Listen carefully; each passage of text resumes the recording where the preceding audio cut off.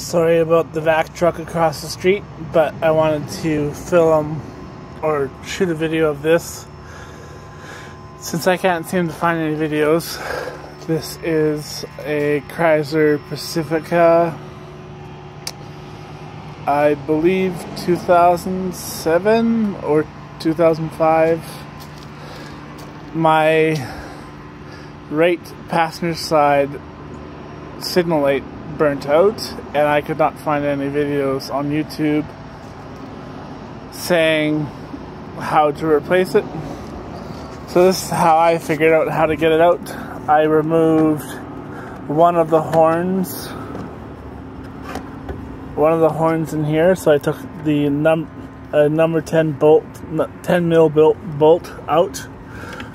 You have to wiggle it out of the hole down in here. So just number 10, you can wiggle it out. If you can get the plug unplugged, it'd be a lot easier. Go ahead and do that. Set it off to the side. If you can't get it unplugged, don't lose that bolt. Then it's just tucked in behind here. It's a little hard to see. If you can look through this slot right here, and you can see where it slides in through the hole right in there. If you look really closely, you can see the bulb sliding right into the headlight. My headlights are shot,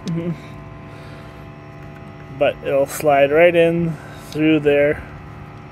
So you pull it out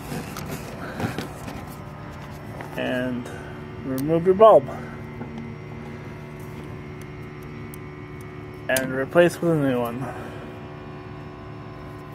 This one is faulty, as you can see, burnt out right in the middle. Alright, hope that helps.